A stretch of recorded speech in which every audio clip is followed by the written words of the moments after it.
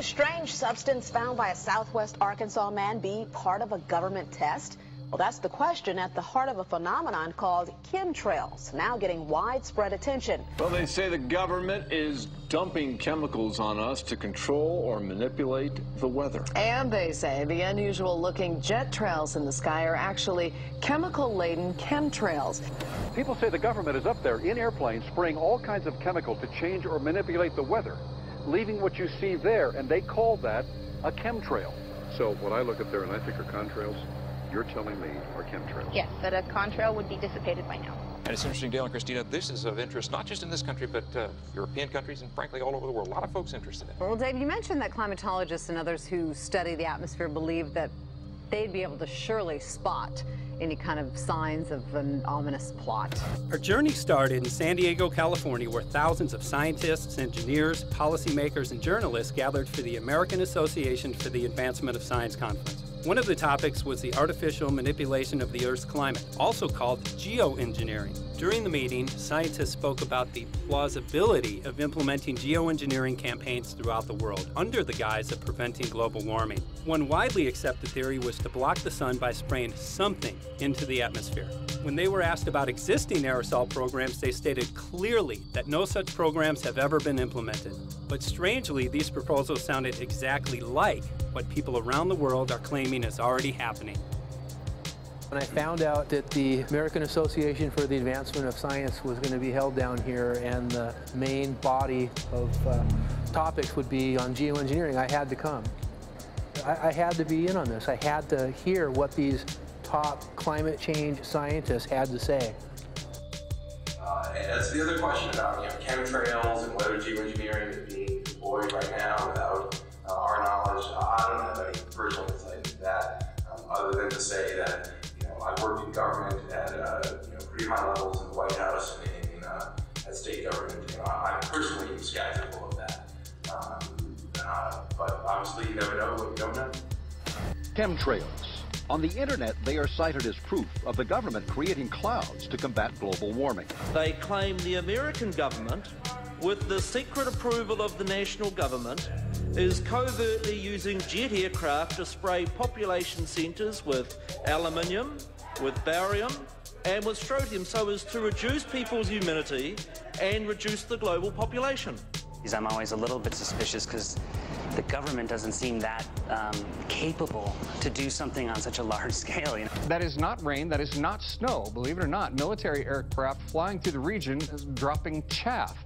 Small bits of aluminum, sometimes it's made of plastic or even talicized paper products, but it's used as an anti-radar issue, and obviously they're up there practicing. Now, they won't confirm that, but I was in the Marine Corps for many years, and I'll tell you right now, that's what it is. And what happens here, military jets, some come out of Key West Air Force Base, and they move off into the atmosphere, and they drop mylar strips. Some could be a little wider, some are small glass fibers that are coated in aluminum.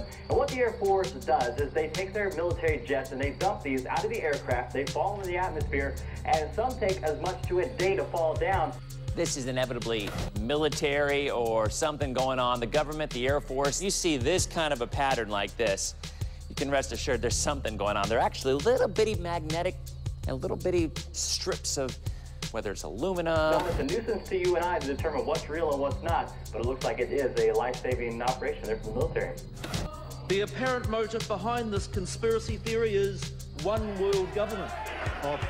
Order, I cannot hear. Mr. Speaker, I want to assure the House that both my ministry and my colleague, the Minister of Health, who have received correspondence on this issue, that this conspiracy theory does not have an iota of truth, and that the trails observed from aircraft simply come from jet engines. Question number 9 of order.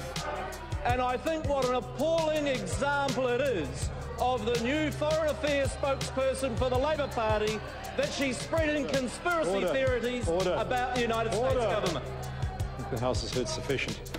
It is called geoengineering, fighting global warming by putting a chemical dust in the atmosphere and reflecting harmful radiation back into space. We take geoengineering to mean deliberate, large-scale intervention in the Earth system. There are a variety of schemes that have been discussed for geoengineering. A classic example is injecting reflecting particles into Earth orbit. Nevertheless, there might be some good reasons to think about alumina. It turns out, first of all, there's been a lot of work on the environmental consequences of alumina in the stratosphere. The big deal really is that alumina has 4 times the volumetric radiative forcing for small particles as does sulfur. And that means you have 4 times less surface area for the same radiative forcing. And this is a much bigger deal. You'd have roughly 16 times less the coagulation rate. And that's the thing that really drives removal. So you could get away, we think, with much smaller mass fluxes. So that's why we see things like in the use aircraft patent from '89, they talk about aluminum. And that's why we're seeing in the surface water samples aluminum. And here's David Keith saying that aluminum has 4 times the reflective volume surface area. So they'd like us to think that we're talking about sulfur, but here they slipped up and let it out that aluminum is 4 times better to achieving their ends, and it sounds like it's going to be one they don't want us to know the effects of. The little picture is from a nanofabrication study, which shows you can make very high quality, and do this in just a jet in a very simple way, make high quality alumina particles just by spraying aluminum vapor out, which oxidizes. So it's certainly in principle possible to do that, and there's a big literature that's already looked at that. And you could do that by either building new versions of these aircraft or even re-engineering existing aircraft. So there's some ideas of that. So you go to an engineering firm and you want this done. They don't say this is hard or unusual. They say, okay, yes, we could do it. Aerosol geoengineering looks like it is so cheap that the cost is basically not going to be an issue. That means that implementation decisions will be risk-to-risk decisions. The risk of doing it against the risk of not doing it. And it makes the problem of how we govern it fundamentally harder and different and novel. So I've told you that it's cheap to deliver materials to the stratosphere, and I'm convinced that's true. I don't think that will change. But I think the more we do research, the less easy this will look, the more complicated the environmental effects will look. And that's a good thing, because right now it looks too easy. So I think that if we do more research, we're likely to find out that it's harder and more complicated than we thought, and the side effects are harder to manage, and that's a healthy outcome that will make it easier to do the management. Of course, the opposite reaction is possible. It's an empirical question, how people will actually react to knowledge about this. Another reaction is to say, if these crazy scientists are so concerned about putting CO2 in the atmosphere, they want to think about these things, then that might actually mean we should be more serious about the risks of CO2 in the atmosphere. And by the way, it's not really a moral hazard, it's more like free riding on our grandkids. And by the way, it's not really a moral hazard, it's more like free riding on our grandkids. Numerous air quality studies, including from CARB, California Air Quality Resource Board, have named submicron-sized particulates as being particularly harmful for human respiration. Through all the discussions today, I have not heard any mention of this fallout, and has this been studied, and also the effects of a highly reactive metal like aluminum on toxifying soils and waters? The question is, what would be the effects of these materials on human health if they came down into the stratosphere, in particular small particles and aluminum? So the collaborators of mine working on the aerosol scheme are actually folks from Carnegie Mellon who focused on human health impacts. And while we haven't published it, that was the very first thing we did, was do the order of magnitude calculation in level pencil and paper, but with an expert on human health impacts about whether there could be an issue. And for aluminum or other particles, there are a lot of toxicological things that need to get looked at seriously. But if you're just thinking about the sheer number of particles and the human health impact of small particles, the answer is, well, we haven't published it. That was the first thing we looked at with some of the leading experts who do epidemiological research on human health impacts, and it's not even close to being an issue. Clarify, so 10 megatons of aluminum dumped into the atmosphere would have no human health impact. So let me be more careful here. We're to separate out the toxicological. So the alumina, we've only begun to research and published nothing. Alumina, we've only begun to research and published nothing.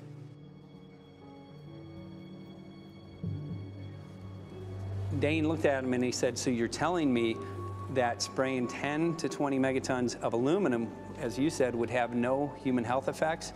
He took a deep breath and he swallowed and he said, let me be more careful here. We haven't done anything serious on alumina, and so there could be something terrible that we'll find tomorrow. We haven't looked at it. And that, for me, that was the whole main point of what is going to be coming out to the public. It's the damaging effects of aluminum that are being found around the world in massive amounts. Here's David Keith confronted on this very issue, and he looked, you know, at that point like they just let the cat out of the bag. Mm-hmm. We haven't done anything serious on Illumina, and so there could be something terrible that we'll find tomorrow. We haven't looked at it.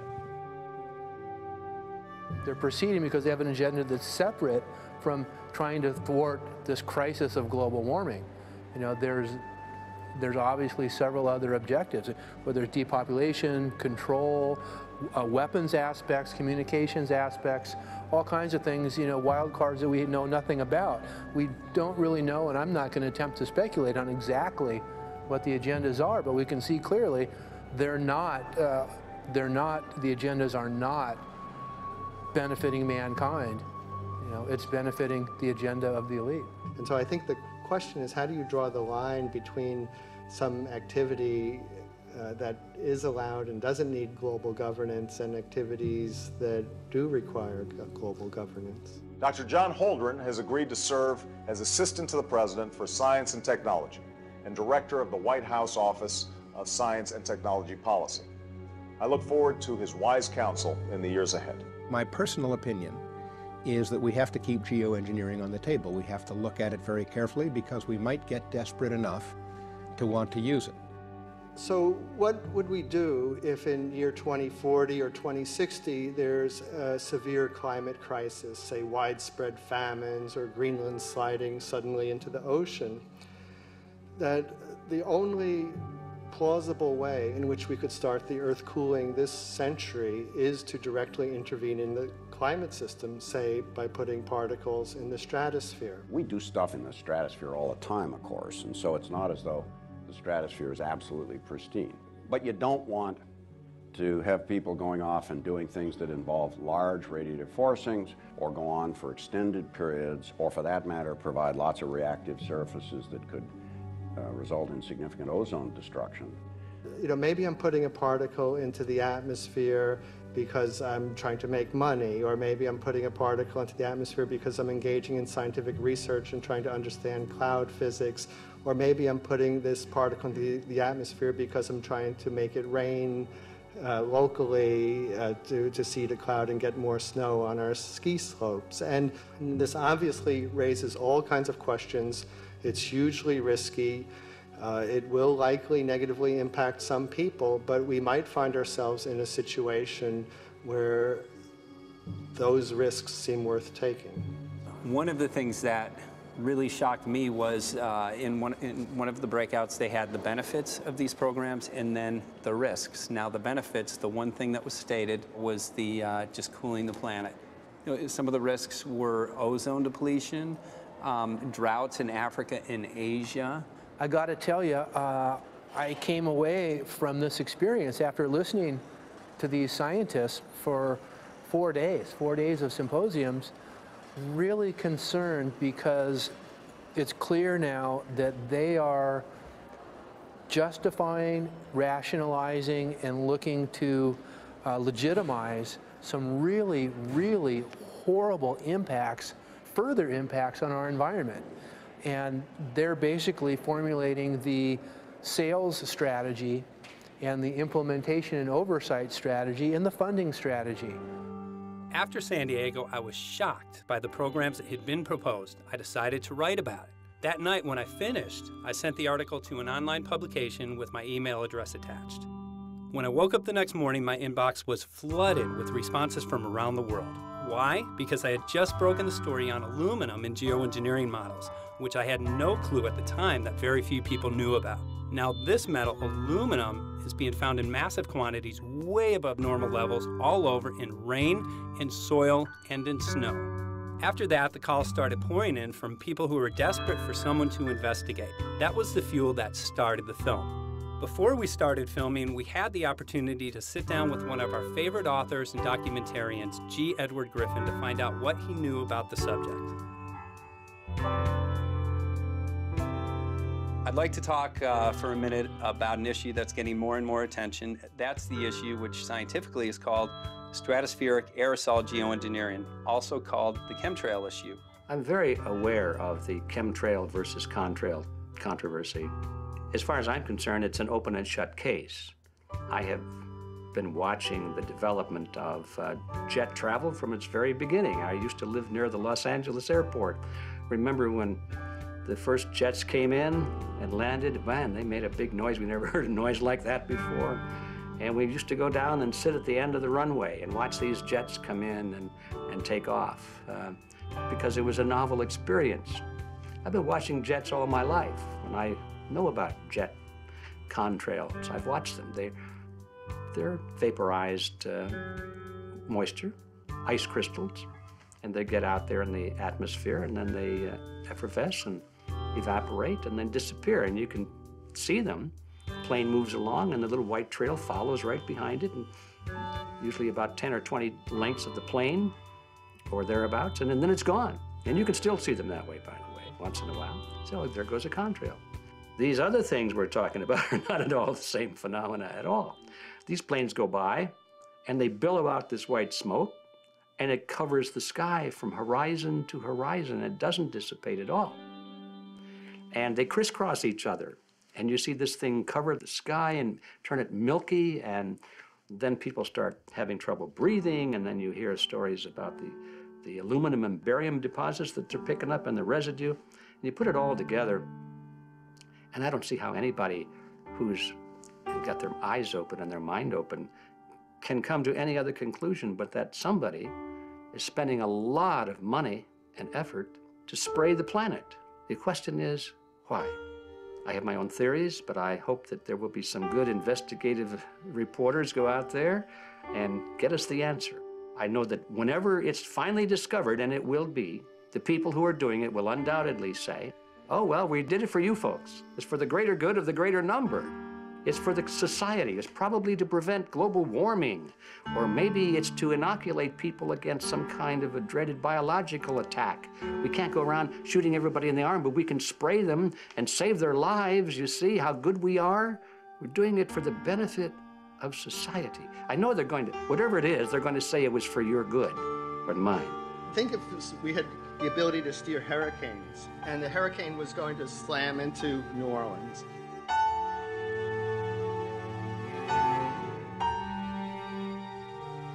And let's say you could steer it so it would hit Mississippi instead, where for 100, that means I would be willing to more or less kill 18 Mississippians to save 1,800 New Orleanians.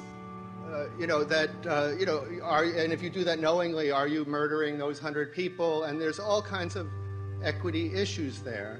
Now, also, we might be wrong about our steering, and if we didn't do the research right, maybe our steering would intensify Katrina and even kill more people in New Orleans. And so this question of how do you develop the confidence to know that your intervention will reduce overall damage, and then how do you deal with the understanding that you might be damaging some people who wouldn't have been damaged before while saving people overall?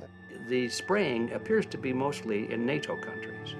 I've seen it here in the United States, I've seen it in England, I've seen it in Scotland, I've seen it in Canada, and I've had reports from people who live in France. There's a grouping, there's a political grouping here of some sort. It's international in scope. It's not just an American phenomenon, it's international.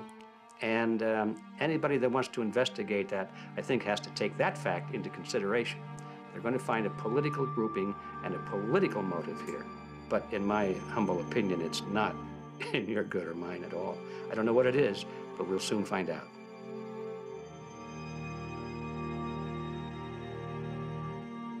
I'm sure that if you follow the old advice, which is follow the money, you'll come to the answer sooner or later. Soon we realized that we all shared the same need to get this information out there, to share with the public, to let people know what is being done. Ed felt so passionately about the issue, he offered to help us. Well, the main thing now, since it looks like the budget is going to be met, is to get it done well. We don't come off the tree knowing any answers at all. Yeah, we're not scientists. We're just asking questions, exactly. And we've got to be very skeptical about the answers. That's it's totally accurate, totally honest. Why can't people see this? They're not hearing it. They don't know that the facts are not being presented to them. We're very lucky, you know that?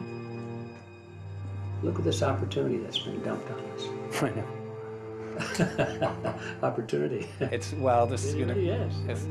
This this is going to be a battle, I know that. Challenge and a battle, but I mean, why are we here if it's not for that? We're going to go to a short break with DJ Foxy. Can't go to get hold of tomorrow, so it's going to be you for the moment. I'll call him again. So. Sounds good. I saw the sky crisscross with chemtrails, and I can't remember if it was in LA or I was on the road, but I had looked up one day, and I thought, look at that. That's not the flight path, man.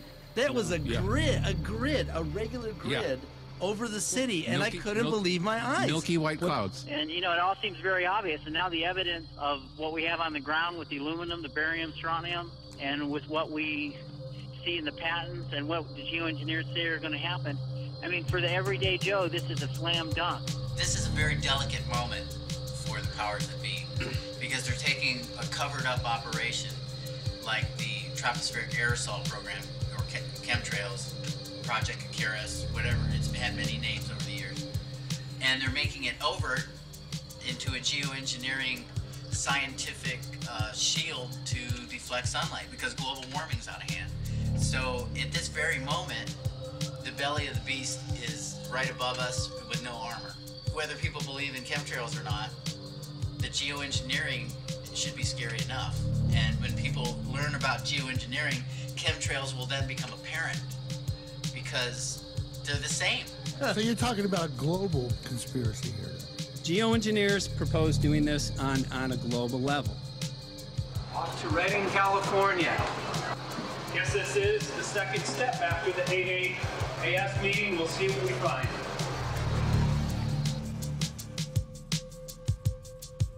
Right here in Northern California at Dana Wigington's house. He owns over 2,000 acres overlooking Lake Shasta. He told me about some of the challenges that they're having up here. Let's go and talk to Dane. We'll see, you know, what's going on his property. We'll see what he's going through, and also what action he's taking based on the test results that he has.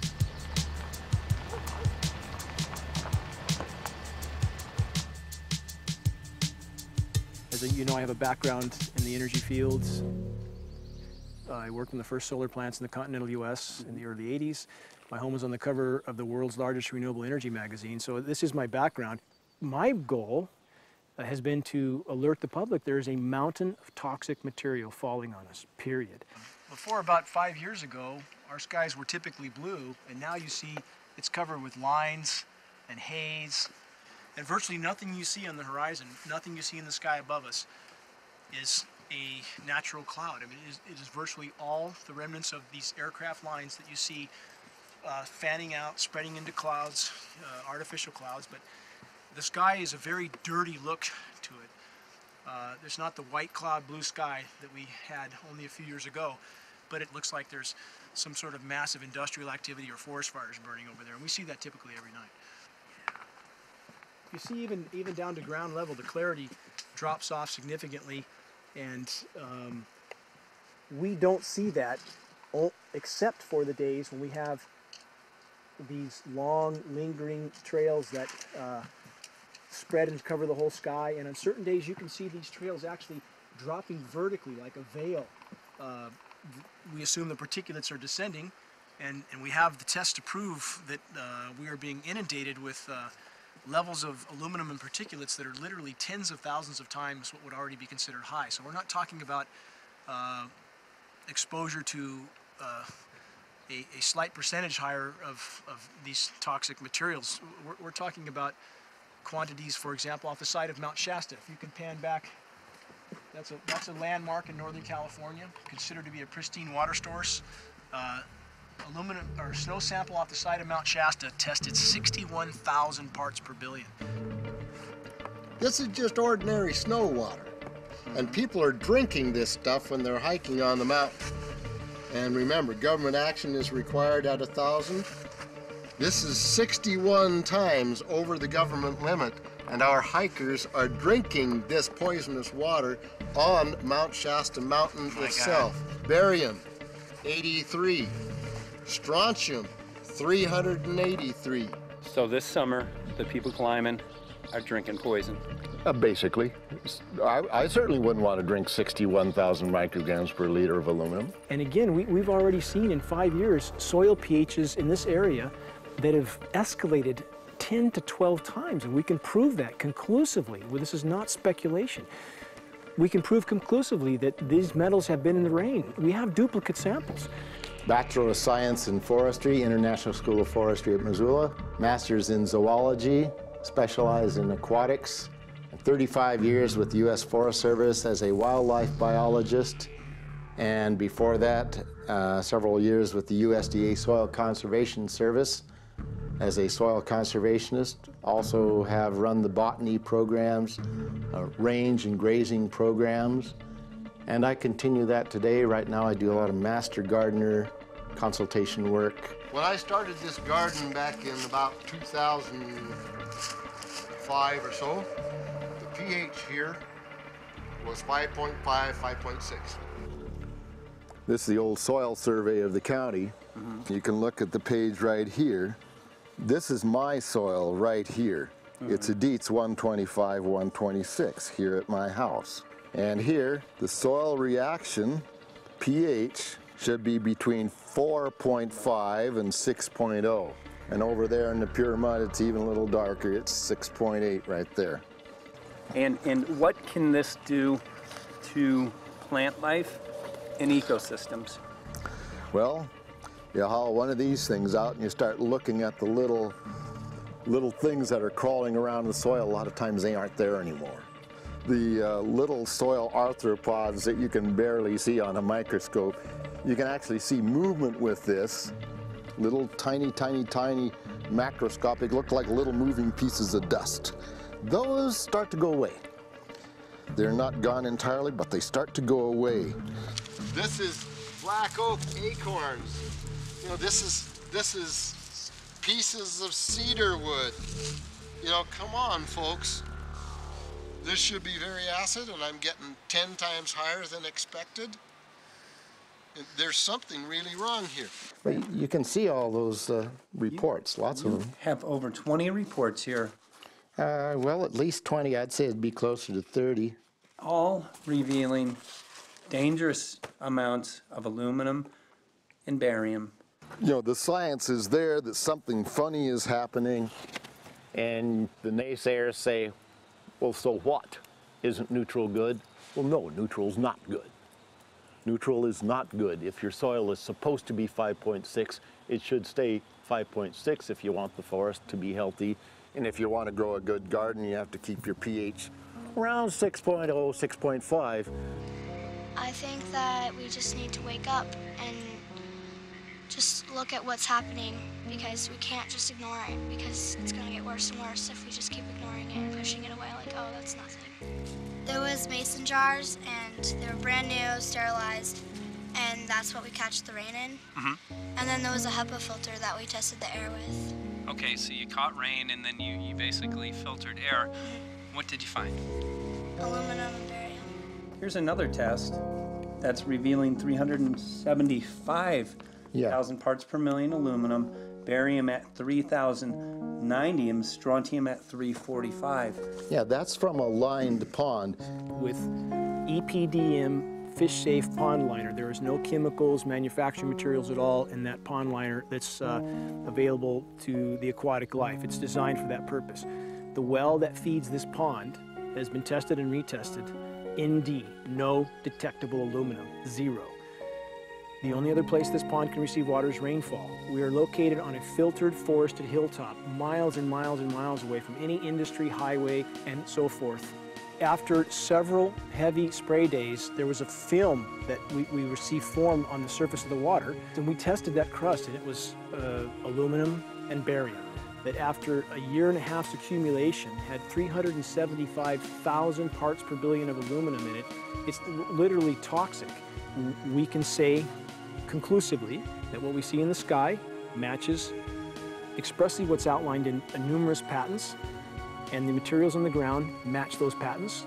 This material was not there 5 years ago. It is a recent phenomena in the quantities it's in. It has escalated in some cases 50,000% in 5 years in the case of aluminum. From our original baseline reading of 7 parts per billion, which was already high, it has escalated up to 50,000% in 5 years. And we've seen profound changes in that time. Dr. Leonard Time, PhD in chemistry, I cross-checked with him. And he says the oxides of aluminum, barium, and strontium will drive your pH into the coastal, from an acid soil like this up into the neutral. There's no question about it. And that's exactly... That's exactly what you see happening. Wow. I have a doctorate in inorganic chemistry from Oregon State University, in which I was working with different metals and oxidation states, and then did a postdoctorate work at Brandeis, where I was working stabilizing off oxidation states of different metals. The goal is to sort of figure out how everything fits in the dynamic equilibrium of life. I was working with Francis up in Mount Shasta, and he showed me some rainwater analyses that had to do with levels of aluminum, strontium, and barium in the atmosphere. So I feel the major toxin in these chemtrails is the aluminum. And from the levels we were looking in at Mount Shasta, this is totally, totally unacceptable. When you get to metals and biological systems, you're no longer talking about the bulk aluminum that people think about when they're drinking from soda pop cans and that. So once it gets to the aluminum oxide stage, it just forms a plaque within your arteries and shuts down life. When you take elements that normally aren't out in the environment and you start putting them in the environment, it raises some serious red flags. Aluminum is a very specific, nasty and biological systems. It takes that site and it never lets go, and it shuts down the site, and that's it. And so as you accumulate aluminum over time, it causes major neurological damage because it ends up as aluminum oxide that's essentially stuck in place and can't be flushed out by normal systems. At the core of everyone's condition, there's always some level of toxins. And aluminum is known to have cancer-causing effects. The half-life is decades.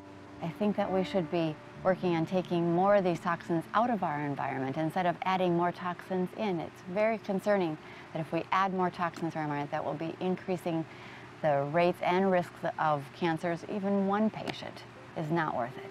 So sad that they would consider putting aluminum in our environment to affect something when they could be causing so much more damage. Wherever the material is coming from, it is there. The amount of metal falling on us cannot be disputed. Absolutely, this is not speculation. The amount of metal in the last 4 years, as I said, have increased to a degree of thousands of times, and California Air Quality Resources Board has studied the aerosols from China. These metals are not amongst them. Mike, the reason I've chosen to focus so primarily on this issue is I feel all other issues are secondary. What could be a greater priority than not being able to walk out your door and take in a breath of air without sucking up heavy metals?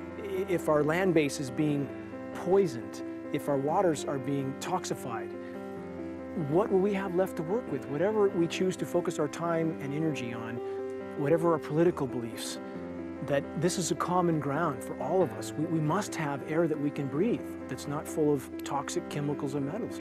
We must have water that's not completely laden with whatever is being emitted from these aircraft.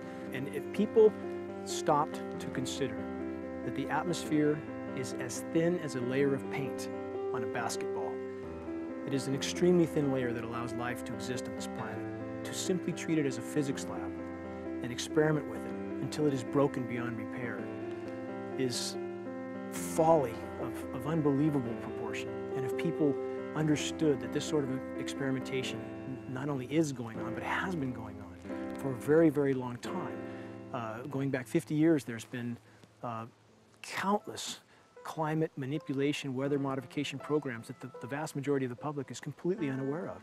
And if they think that this is not true, that certainly that somehow they would have known if it was occurring, I would ask them to look at things like Agent Orange and the things that governments do because they can, because there's no one to stop them, because they have these huge military machines that want to control everything. And in fact, the government's own document, perhaps you may have seen, it's available to any online, is called Owning the Weather, an expressed goal of our government, and not just our government. He told the Associated Press that the American government has created weather tampering techniques so that the New World Order will be able to starve millions of Americans and to control the rest. There is weather control techniques. Number one, the entire patents on the equipment. Number two, Senator Claiborne Pell's complete statement and story of his own that not only does it exist, but that we even utilize it as far back as the Vietnam War. Well, Murph, We're going to do what we can. let's see what we can do. You got the scientists behind you. The scientists are with you, so at least this scientist is with you. I may not have $1 million budget, but I've got enough to show that something's dreadfully wrong. You got it. All right. So Arizona will be this Monday, the 21st. Senator Johnson up in Show Low. So we're going to be in the car a long time.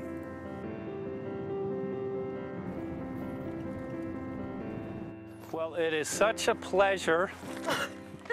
This is such Meet a nice place back here, I'm telling you, Michael. But you know what? We love it. It's so private and it's so quiet and peaceful. And please come in. My name is Karen Johnson. I served in the Arizona State Legislature for 12 years. I was in the House for 8 of those years and in the Senate for 4 of those years.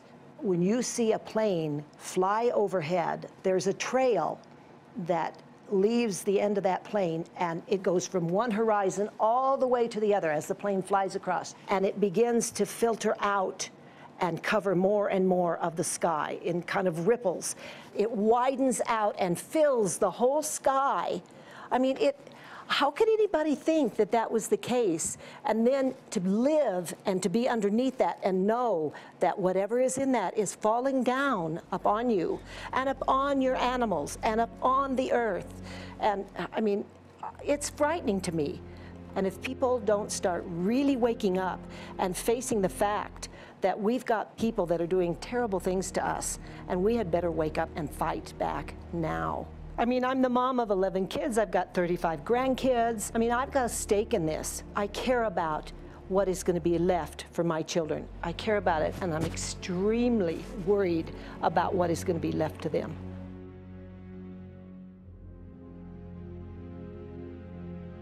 Aluminum is toxic, and we know that it's accumulative. And we know that we're getting more. So we're absorbing it in the air, we're drinking it in our water, so we are accumulating more. So the thought of more aluminum being dispersed in our environment in the way that you mentioned is very frightening to us and very disturbing to us. Those of us who have done any research on this are really quite concerned that we are ill-informed about this issue, and mostly that it's being done.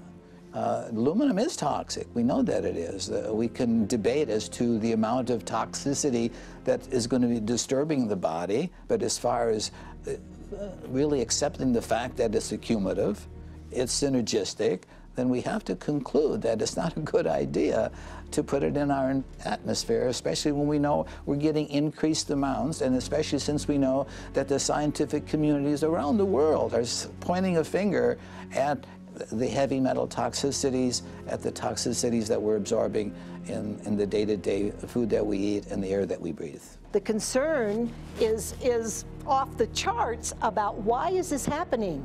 Why is this being allowed to be sprayed continually all over the United States, all over the world? Who is paying for this? I mean, the incidence of Alzheimer's has just skyrocketed, which evidently has to do with an accumulation of aluminum in the brain cells. I mean, I think almost every family has been touched by a member as they get older having Alzheimer's. And it's a horrible disease.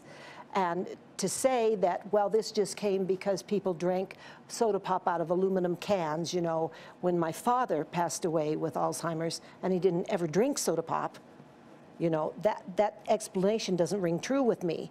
And so I'm wondering, how much did this chemtrail spraying back in the Illinois area affect him? Aluminum and fine metal is an accelerant. friend who's a firefighter up in Pine, Arizona for 20 or 30 years says that the wildfires now that they're fighting are way beyond anything they've seen before in intensity. And when you look at the air samples and you see the fine particles of aluminum, which is very flammable, and magnesium settling on the trees, this is causing unprecedented savage wildfire. But if you look at this, you can see these are parts per million. They sent this to me, and I just found this to be extremely interesting because we should have like 2 parts per million of aluminum in our air. And this is saying that there's 39,000 parts of aluminum. That's astronomical. Barium is high. I mean, these are way off the charts of what people should be breathing or what's coming down on them. And, you know, if people wonder why their health is deteriorating, why they're having to go to emergency rooms, why they can't breathe, you know, why they're getting Alzheimer's, this has been planned. We have elites, I don't know what you want to call them, one worlders, Illuminati, I don't, whatever you want to call them. But with these people that don't care about the average person. They only care about themselves, their greed, their power, and if they eliminate, you know, 2/3, 3/4 of us from the planet, so much for the better for them, because then they don't have so many people to have to herd around and worry about. So this is a lot what this is about, and this is very, very alarming and scary. I mean, where is this stuff coming from, and why? Why is this kind of stuff being put out there? You know, I've heard different explanations about, oh, we need to cool the planet, all this and that. But if people are up there trying to cool the planet, why do they need all this kind of stuff in it? The explanations just never have really rang very true. And as I'm setting up the equipment, she looked at me and she said, all these trees here are dying. And I said, what? She says, all these trees in here are dying. So I thought, well, I'm going to test for aluminum, because that's one of the key things in the programs that we're talking about, and titanium. And I took some of this bark sample and tested it, and it came back positive with aluminum and titanium. Then I started traveling around California, noticing the same thing. In Lake Tahoe, there was a lot of the same type of bark, all through Sacramento area and Davis. Just about everywhere I went, I was noticing this silver white bark. What I think is happening is these chemicals are getting down and destroying the roots. And then as they come up, they're going out into the bark. Those 2 right there are the ones that are just, it just hurts so bad to see these 2, because look how old and big they are. We probably lost 40 trees right here on our 10 acres. Every week, every other weekend, we'd see another tree that was beginning to die. And I mean, it's just so sad, we'd just cry. And to think that that might have something to do with it, along with their other explanations, would really, really frost me. Every time you lose a tree, you know, it's not good, it's just sad. And there's another one over here in this little group of trees here. Don't you feel better when you stand up and fight than if you crawl down in a little hole and go to sleep? You know, I mean, my gosh, people, your families are out there, children are out there, your grandchildren. I mean, you've got to do something to help.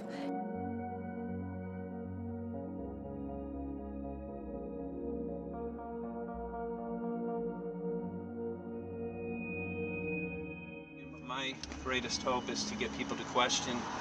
And hey, if they don't wake up while we're there, I'm hoping to plant some seeds. We're going to the most beautiful place on the planet, Hawaii, to see what's going on, collect some data.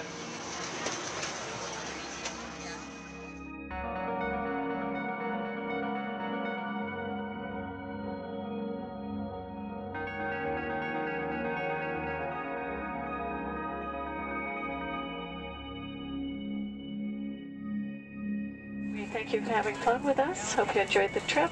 Have a great vacation and welcome home if you're lucky enough to live here. Thank you.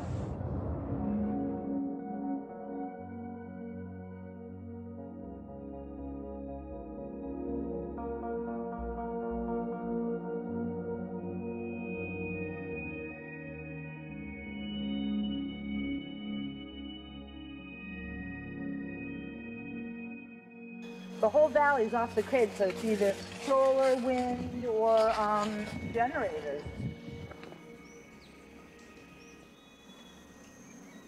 Look at this, man. Yeah, their mind can't even conceive of a dream of this. Right. Yeah, right. Even coming here, and one would never think, you know, in paradise that it's getting destroyed.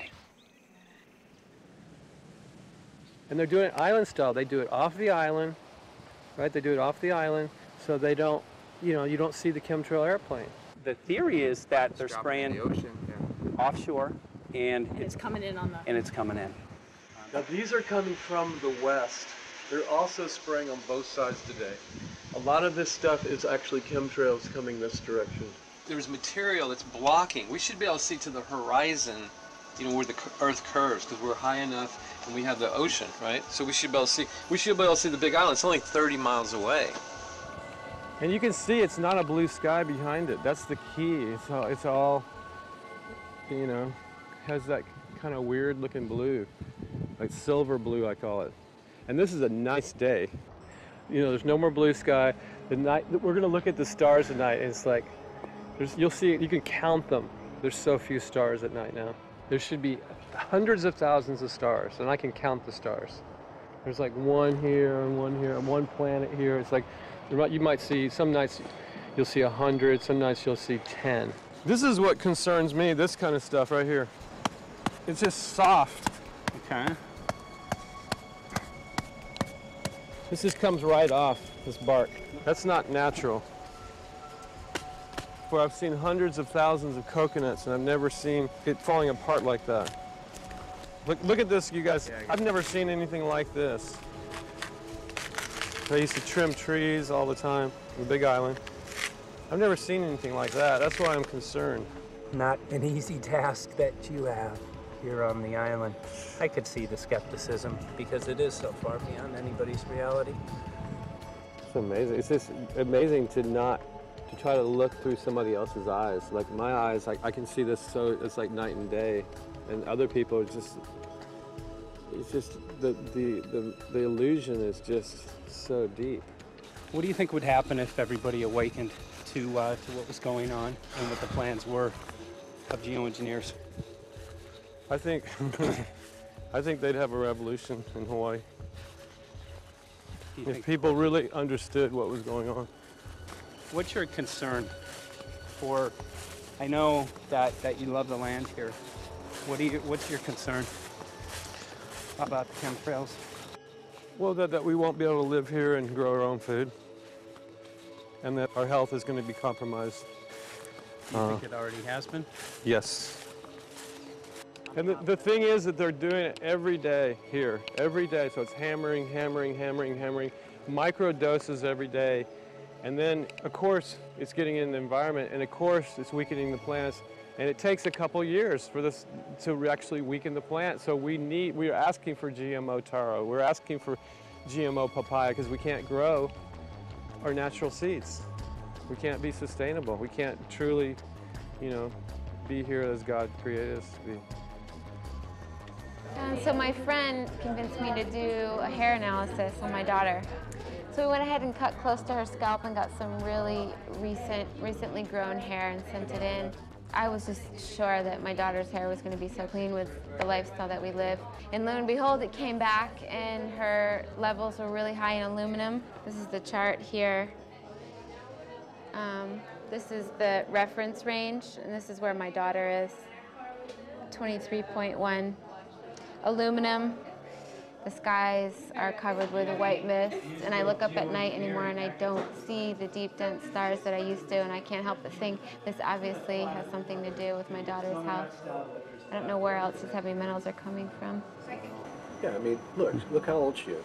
Yeah. She's been isolated here. Here, and she's... Here. Anybody looking at the situation would be like, this is paradise. This child should be like superhuman. Organic farm. And here you are getting all this heavy metal stuff. She has highest level aluminum on the chart. Never had a vaccine either. Folks, these people are playing God. They are playing God. They're manipulating the weather, and they're spraying stuff into the sky. They are trying to geoengineer everything, including your plants and trees and your ocean. Well, tonight, we're just hoping that instead of not looking at it, you start looking into it, because I really believe from the bottom of my heart that we are in a real crisis. I really do. They are proposing dumping 10 to 20 million tons of aluminum into the upper atmosphere. What does aluminum do? It changes the pH of soils, which is toxic to plant life. Also, it's very toxic to human health. Are they doing it? Well, let me tell you about my experience and what we found. We have much evidence that not only suggests, but I believe prove that they are happening.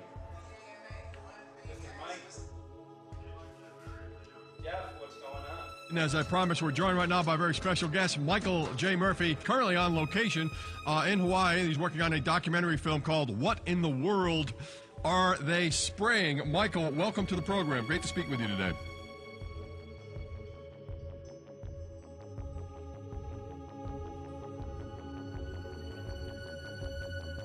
I had a friend who recently, he's always looking at things from a different perspective. He's a bit of a conspiracy theorist, you know, and he says that whenever the president comes to LA, there's no spraying that week. Could you have a better place for an interview? I mean, look. Well, this is being done over our farms and over our things. So basically, they want to eliminate our ability to eat organic food, have clean water. So in some ways, it sounds to me like, and you know, again, it's just a projection, but it sounds to me like this is control. How do we control the masses? Yeah. How can aluminum be good for you in any? And what was the second chemical you mentioned? It's barium. Barium aluminum. Obviously, those are toxic to everything. To human health. To human health, to farms, to animals, to everything. 61,000 parts per billion. And there should be a government alert at 1,000? At 1,000, people are drinking this. People that climb the mountain, they're drinking that snow. It's poison. Oh my God, that's so disgusting. So that's 60,000 times above regulation. Exactly. 60,000 times above regulation. And I've talked to friends and they're like, well, that's just ice. That's just condensation. And I'm like, you can talk to a second grader. Ice doesn't float in the sky and spread out that way, you know? You're not an expert, but you're a concerned citizen who said, wait a second. Who's actually doing the research. Yeah, you're doing the research, and that's what we need to do as Americans and say, you know what, I want to know what's going on. I want to know what the FDA is doing to my food. I want to know what the government's doing with my air, my water, and the soil. And, you know, it's just great what you're doing. And I just, my kudos to you for bringing light to this subject. Put all of the theories aside, just what geoengineers are proposing and what's being found is scary enough. So we can just address that. And I encourage more people to just step up and ask questions and do what he's doing. So thank you, Michael, very, very much.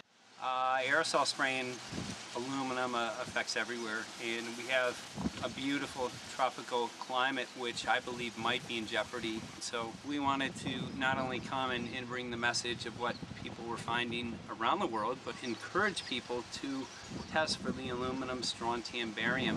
Essentially, I think it was an effective trip. I saw a lot of people here in Hawaii, in Maui, awake and not only curious, but willing to look into this deeper, and that's my only hope. This is one of the boldest moves, I think, from Ed Griffin yet. This is the taboo topic that nobody's supposed to talk about, and that is aerosol spraying. Now, we've got tons of documented proof of errant aerosol spraying. It just blows my mind that the whole essence of humanity has always been to look up into the sky and ask why. Though there are no limitations, there's endless space, an endless universe. Now, in the 21st century, we're not allowed to do that. Anyone who looks up and sees the giant grids and the X's in the sky that weren't part of our existence until just a decade or two ago is somehow called a kook.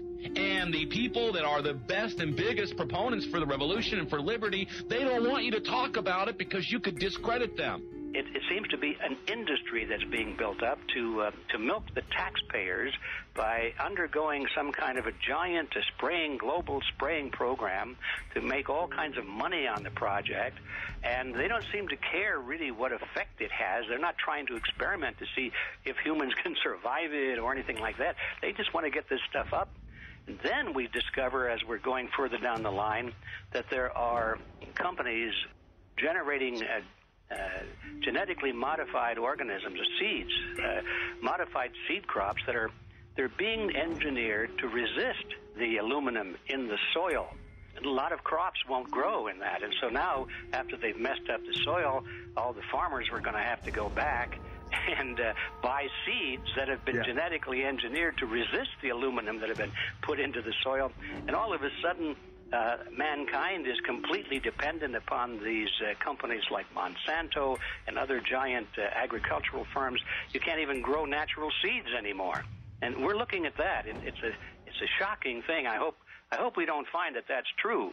But all the arrows right now are pointing in that direction. We get into cost-benefit analysis here because there's also HARP could be involved in this. Geoengineering, as you guys mentioned, which is documented heavily in Dennis Kucinich's bill, that is the Space Preservation Act, which, by the way, I don't think got through Congress. And then Kay Bailout, as we call her here, Kay Bailey Hutchinson, also put together some legislation in order to qualify geoengineering, which, again, is supposed to save us all from global warming. But it is cost-benefit analysis because they can benefit on so many different levels. Ed, that's how they do everything, isn't it? That's right. And, you know, there's an old adage, if you just follow the dollar, follow the buck, you get to the source of the problem.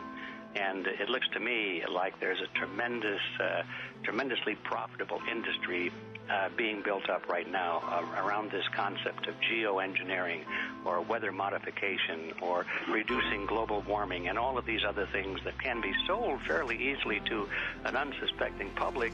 They all say, oh, well, that's good. We don't want global warming, you know. And so they put up with this, and they don't question, they don't criticize.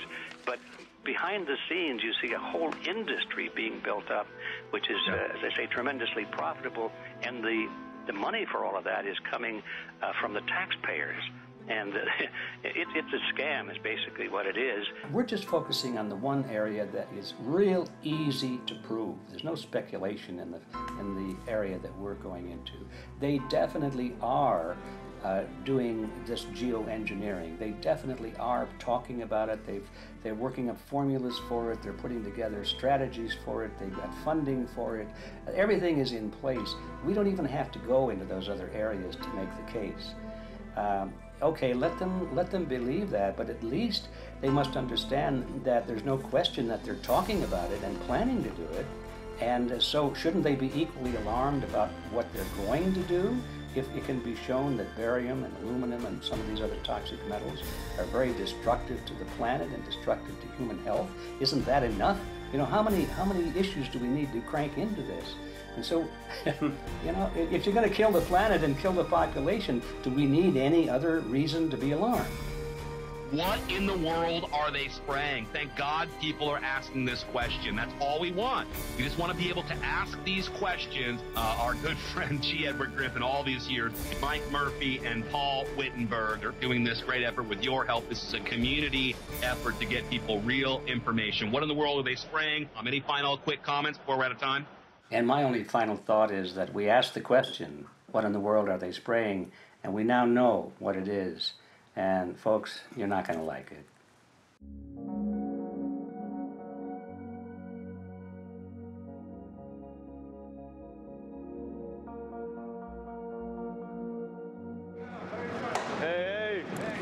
I'm Peter Vreken. I'm from Belgium. I'm 54 years old. I can't believe it myself. I'm a very happy and grateful person. We are doing the job the police or the Justice Department or the Environmental Department should have been doing. And it's really essential that it's going to be a grassroots revolution. I think so. God is on our side because we are not fighting against, but for. Yes, we're fighting for. I was in the council for about 25 years and also a period as the mayor. So from that moment on, 10 years ago, everything started to change. I start to get a picture of what is really going on. And it became crystal clear to me that we, humankind, have been manipulated and dominated and exploited for centuries. So, and this chemtrail phenomenon made me angry because I was so helpless. You can decide what food you're going to eat, whether you're going to smoke, what water you're going to drink, what kind of life you're going to lead, but not with this phenomenon. Then you are just a victim. It's only a game. And there have to be good guys, and there have to be bad guys.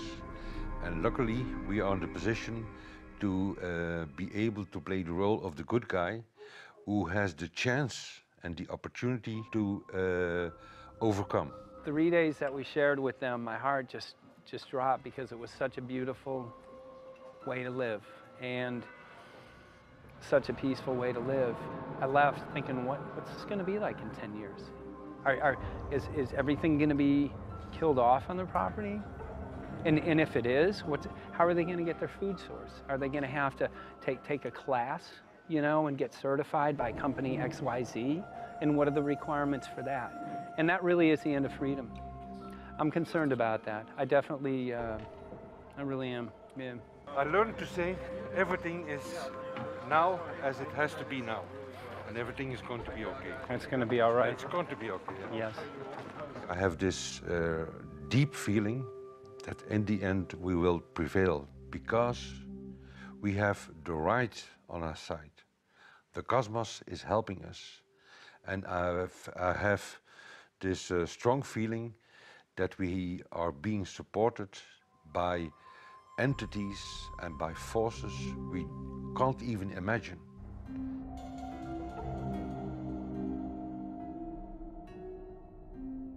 Here for the first time we have this scientific proof that we are being spread. We are being spread, and it's incredible and it's hard to believe, but we are being spread. I think at this moment to stop is not an option. Once you know it and once you have a tool like this and an opportunity like this, that the issue of chemtrails or persistent jet contrails or whatever name you use for it, that this phenomenon is recognized as being real, publicly debated on. In the context of geoengineering, I think it's high noon to bring this to the public. This is what the sky is supposed to look like. These are old paintings. We forgot this, I'm afraid. In the years that I have been a medical research journalist, I have looked at many, many things, and I found the same three issues in whatever I'm looking at. And that is that we are being dumbed down, we are being made sicker, and we are being made infertile. Citizens gathered from around the world in Belgium for the first International Chemtrail Symposium. The event attracted leading professionals, politicians, and activists who discussed the health, environmental, and social implications of these programs. Today it's only going to be about facts, documents, figures, patents, licenses, everything that brings us to the truth. We have no other weapon against this vast complex than exposing and bringing their dark works in the light of the truth. We have the hope that by our efforts, more and more people will become aware of the fact that we are deceived by our leaders. So today, we, as a family, join forces with the people who publicly made known to the world that chemtrails are not a conspiracy theory, but a conspiracy fact. From the Technische Universiteit Delft in the Netherlands. Ladies and gentlemen, please welcome Koen Vermeer.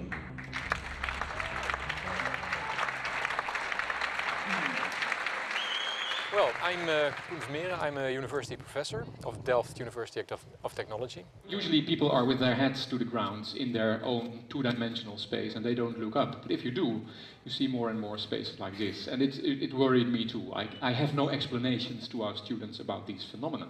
And then I studied it myself and I found out that I couldn't give them the answers they wanted, because I think that the phenomenon is not natural. It's not natural what is happening, and the explanations that are given to us are not enough for me. If you look at them from a scientific point of view, the first thing a scientist does is trying to explain something. Because I'm smart and my students are not as smart yet, so I have to give them answers to questions. But if you ask most scientists honestly, they cannot answer all your questions.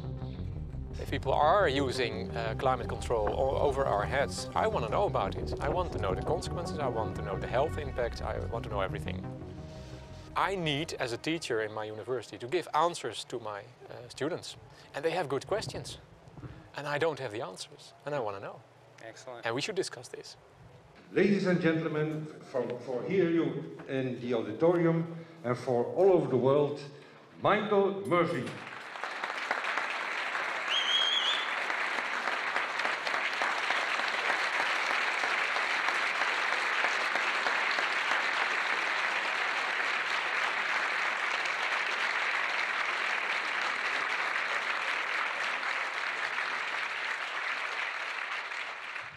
Well, thank you very much. It's definitely an honor to be here in Belgium.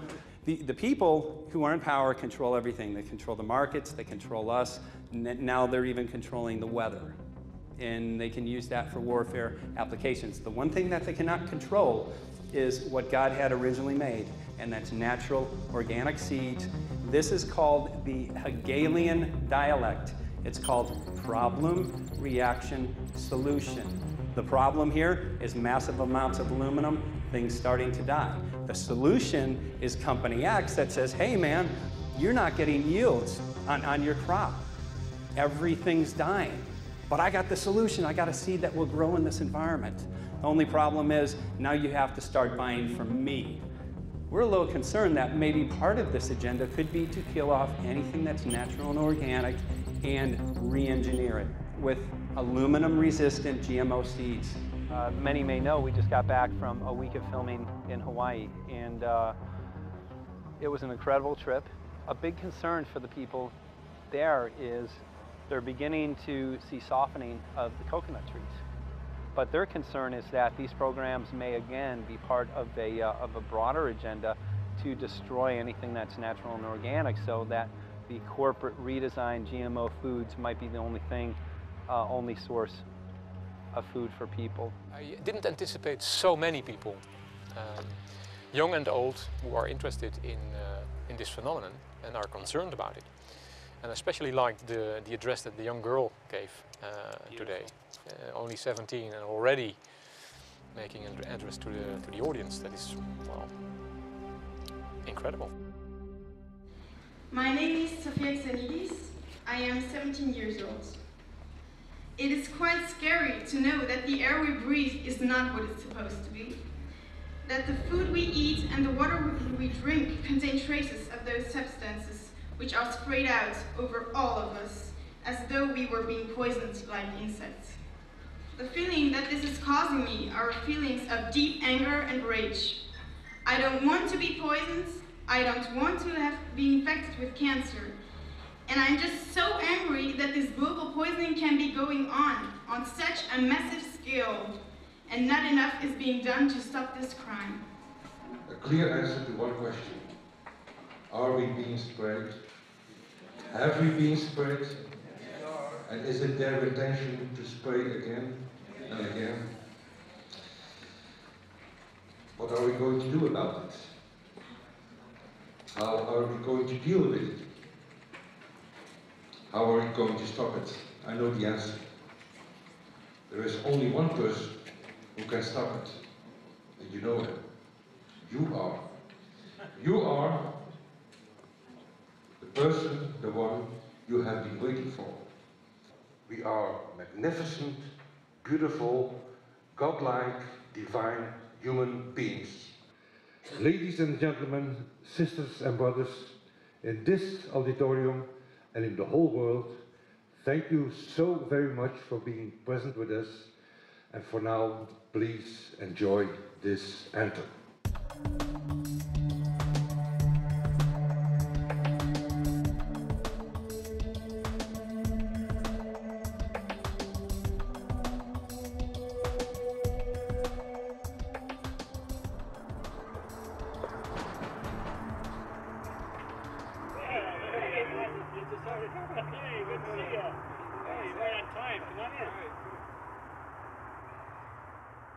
So anyway, I'm glad that the weather's been good for you fellas so far.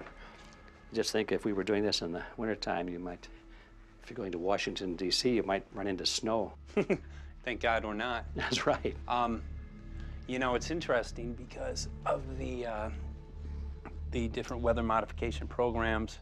There's something like, I think, right around 32 in the continental U.S. alone going on. So the theory is that geoengineering is in part weather modification. You know, Mike, that's a very good point. There are so many subsets connected with this issue of geoengineering. People are writing to us all the time with information about the connection to global warming and the connection to weather modification. Some people think there's a connection with Morgellons disease. Others think it's kind of a means of transmitting electromagnetic impulses from the HARP antenna system up in Alaska and Siberia. Boy, it gets your head spinning. And each area, I think, is worthy of investigation, but we have so little time. I think it's wise for us to stay focused on just the aerospraying and the toxic effect of these chemicals and the destruction of the planet and the damage to human health. What more do you need than that to convince people that we have to put a stop to it? So to stay focused, I think, is our mission on this one.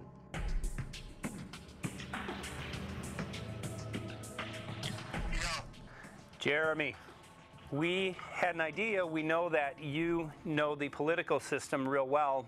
Our idea was this. We have a ton of data and information that we've collected throughout our travels, and you know, we really think a good way to end the film would be addressing this to elected officials, some of the senators. So we were wondering this, if you might be able to come and kind of help us out and perhaps show us the way in how to get this done politically. But it sounds like a really good idea, and I'm also going to get to, in terms of researching who it is that we should really focus on talking to about this.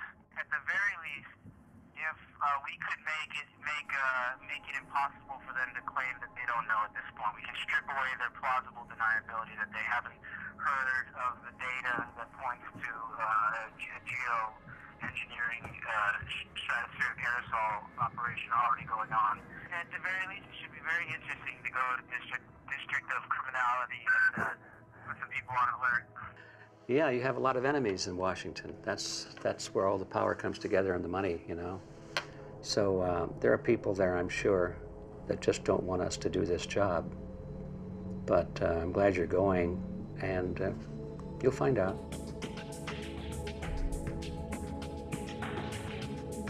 We took the data to Washington, D.C. There we presented our elected officials with the following letter. According to the 5th article of the Bill of Rights amending the Constitution for the United States of America, no person shall be deprived of life, liberty, or property without due process of law. But the daily spraying is depriving all persons living within the United States of life, health, liberty, and integrity of our common and private property without due process of law. As a representative of the people of the United States of America, we insist that you do everything in your power to protect us and immediately put a stop to geoengineering spraying at once. There exists no justification, legal or otherwise, to poison the planet and its inhabitants. Now suppose that space aliens arrived on, maybe they're going to land at the UN headquarters down the road here, or maybe they'll pick a smarter spot. But suppose they arrive and they give you a box, and the box has 2 knobs. One knob is the knob for controlling global temperature, maybe another knob is a knob for controlling CO2 concentrations. You might imagine that we would fight wars over that box, because we have no way to agree about where to set the knobs. No global governance, and different people will have different places they want it set. Solar engineering is like chemotherapy. No one wants it. But we all want the ability to do chemo and to understand its risks, should we find ourselves with dangerous cancer. How long does it last up there? The lifetimes are years. What, years? Couple years. And then it what, precipitates out, or Yeah, that's correct. no toxic side effects that we know of? The thing we always wonder about is the unknown. Yeah. So if you're thinking about, say, the acidification, it's clear that's not a problem. There's several studies that showed that. Right. But of course, the concern here is with so little research, there may be some unknown that comes out of left field that bites us. My name's Mike Murphy. I'm a filmmaker in from Los Angeles. We're covering an issue called geoengineering. Okay, thanks guys. Senator, a question about the issue of geoengineering. I'm afraid I don't know what you're talking about. And wondering if you were supportive of geoengineers' proposals of spraying 10 to 20 million tons of aluminum into the atmosphere.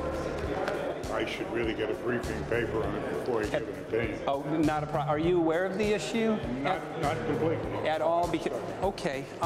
Do you have a letter from constituents, and people have concerns? Yeah, We're making a documentary about the I don't know, you guys have credentials to be here? Yes, yes, we do. We pass through security as well. Endowed by our Creator. I think so. Please don't touch that. Please don't touch my property. You're lying. No, why? What did we lie? What did we lie about, sir? No, we're not. What are we lying about? Lying about what?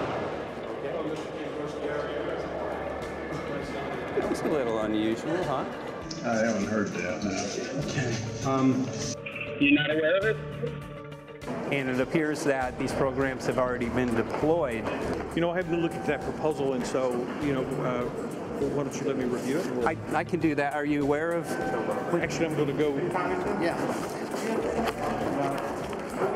Let me go ahead and get that. I will take a look at this, and I will act accordingly. General,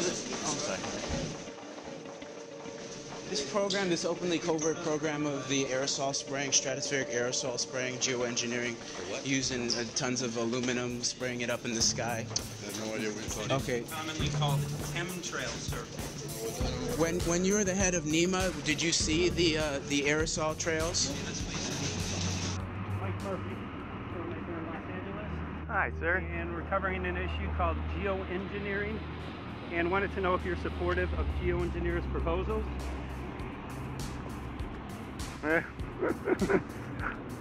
Congressman? Hey, Congressman. I'm wondering if you're supportive of geoengineers' proposals, which is dumping 10 to 20 million tons of aluminum into the atmosphere. Pardon? Okay. You make an appointment to my office. I'm not supportive of it. I haven't looked at it close, so I don't. Have you heard of the issue? Because it's becoming mainstream in public, and there are actually congressional committees which are being formed to talk about these programs. Mm-hmm. Yeah. Well, I think when we drop anything into the atmosphere, we should know prior to the effect of that, right? Yes. And if we don't have the knowledge as to what the effect will be, we shouldn't do it. I think there are 4 different options for thinking about deployment of geoengineering. The first one would be we just ban it. I would argue that one does not want to get too firm a restriction in place on small-scale studies early on because it'll tie the science hands. I think what the science community ought to be trying to do is say, you do small-scale stuff inside this space, and it's a scientific question what that space ought to be. There shouldn't be a lot of oversight and restriction. Congressman? Excuse me. Hi, I'm Mike Murphy from Los Angeles, covering an issue called geoengineering. These guys are running from the geoengineering issue. I wonder why. I'd have to talk to my staff. I don't know what your details on that are. Have anyone made you aware of the issue, or? Sir? Congressman, your committee talked about geoengineering last November. Are you in support of those proposals? I'd love to give you a paper. Which? Geoengineering? You know nothing about the geoengineering issue? Never heard of it. They call it geoengineering, but yeah, I never heard of it. It's nothing I've ever heard anything about. I mean, when we looked up in the air today outside the sea, we saw this stuff going on. Quickly, have you heard of geoengineering? No. The proposal is to shoot 10 million tons of metals into the air. This committee, Science and Technology, covered it for the first time. No. No, I've never heard of it. So we were very concerned. How you doing? I'm fine. How are you? So what? We spoke with Congresswoman Watson's office, and her press secretary, Ms. White, was familiar with Representative Kucinich's Space Preservation Act, which mentioned chemtrails and the weaponization of the atmosphere in space, and then it was pressured to be taken off the bill. Did you see the aerosol spraying going on today over the Capitol? Congressman? Geoengineering carries with it a tremendous range of uncertainties, ethical and political concerns, and the potential for catastrophic environmental side effects. He's not one to do interviews very often, not unless we usually really pressure him into it. Okay. So don't, all that is, don't hold your breath. As chairman of the Committee of Jurisdiction, I feel a responsibility to begin a public dialogue and develop a record on geoengineering. We want to know if you're supportive of their measures by spraying 10 to 20 million tons of aluminum into the atmosphere? No, I think we need to have more research.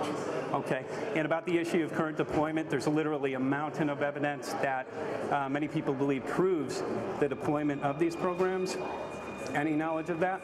No, there's certainly not a mountain of evidence, but I do support research into geoengineering, and I also support looking into the international governance of that. Okay. I hope anybody that has studied it knows, at least I think, that it's a radical proposal, and I hope we don't have to use it, but there may come that point in time where we do. Now, if we could provide you with the evidence that suggests that these programs are and have been ongoing, would you be willing to address this publicly?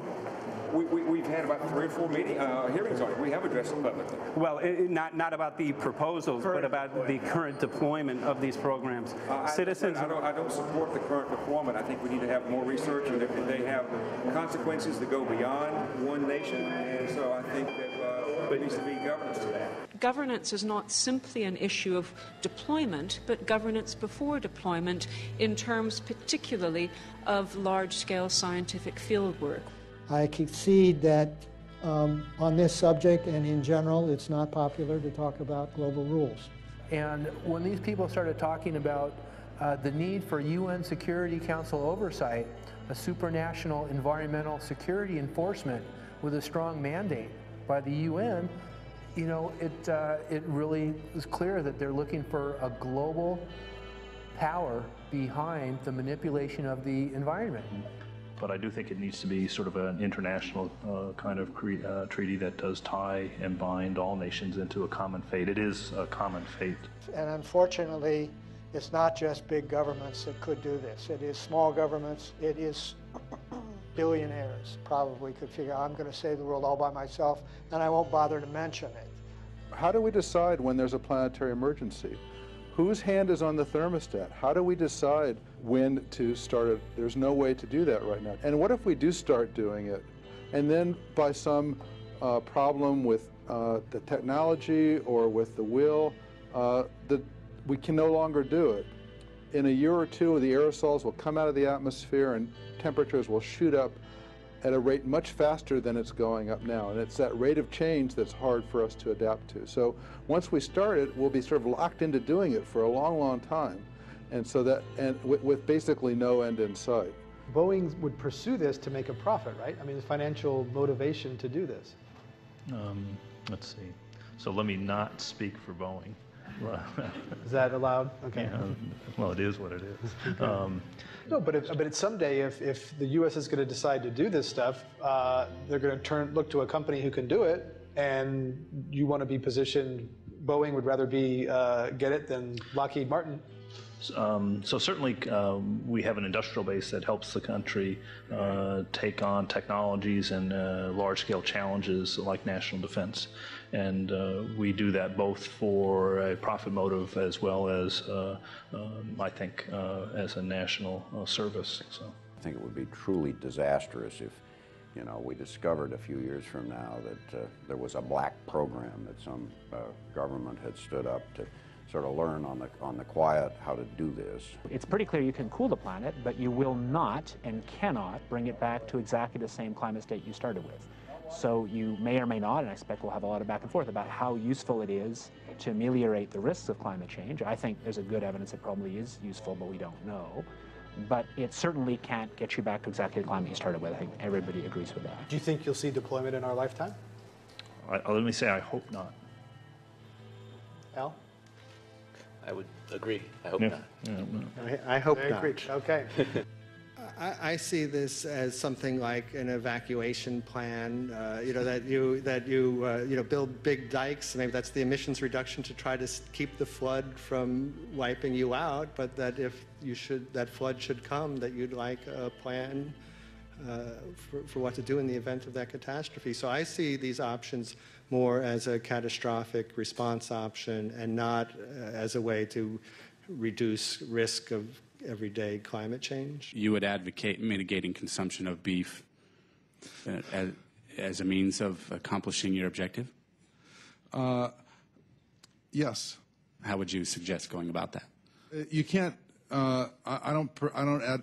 I mean, it's your job to decide what to tax and what not to tax. Obviously, if you wanted people to behave differently, you give them incentives and disincentives for behavior. But I'm sure that's the answer you wanted to hear, Mr. Smith. If only my time had not expired. Thank you, Mr. Chairman.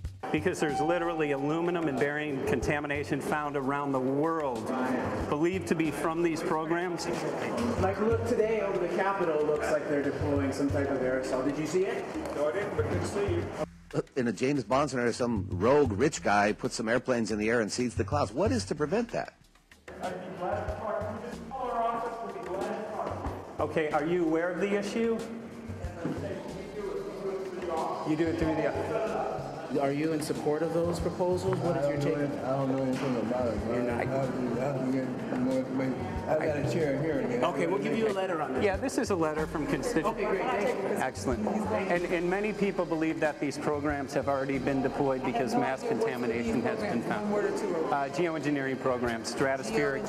Got it. Yeah. You just brought it up. Okay. Spraying from airplanes. Okay. So what is happening? People from around the world are finding contamination. Let me take care of this and I'll talk to you when I come back. I'll be back. He's here. Thank you very much.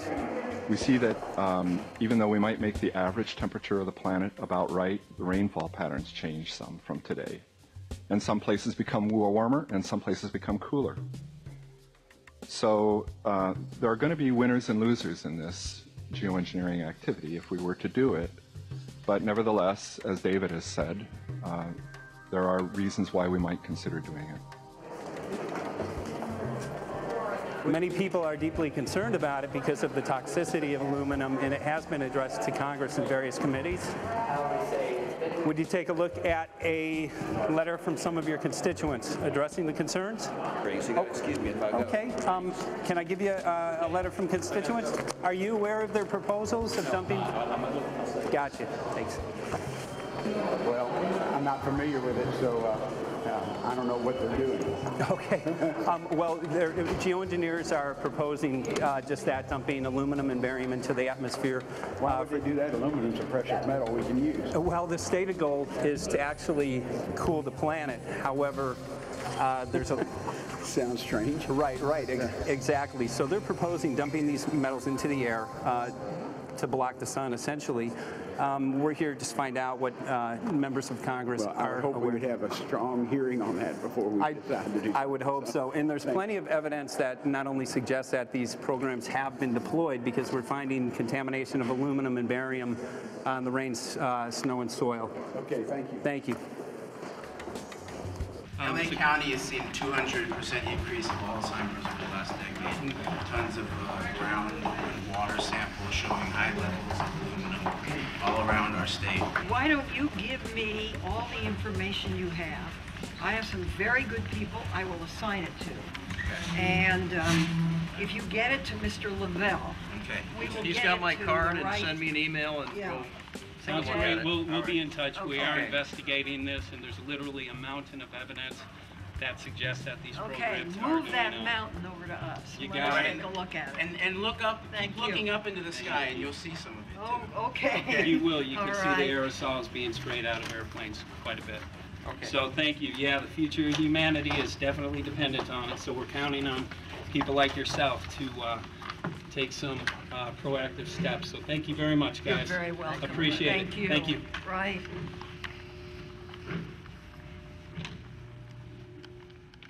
A lot of Congress was running down the hallways to avoid answering any questions, looking for doors in the hallways. So apparently the war is against all of us, and we're all in a hostage crisis. People who took an oath to uphold and defend the Constitution are not only know this is happening, are participating in this. And all of us have a duty to stand up and speak out about it. Why is the water being contaminated? Why is the soil being contaminated? Why are aluminum-related diseases going up? And it's affecting all of us, and thus we all have the duty to stand up and speak out and get educated and stop this. For our own sake, for our children's sake, it is a crucial moment in history right now. As human beings, we need to decide whether to live on our knees while being sprayed and poisoned every day, while being under a continual threat, or whether we are going to stand up and live as free human beings and seek truth, justice, peace, and freedom for all of God's children. So as you can see, we're ending our film here in Washington, D.C. We've made many public officials aware of this. Most of them either denied any knowledge of this or they simply were unwilling to address the situation with us. So as you can see right behind the White House, we do have aerosols behind us. The spraying has continued. What is the solution? Is the solution here in Washington, D.C.?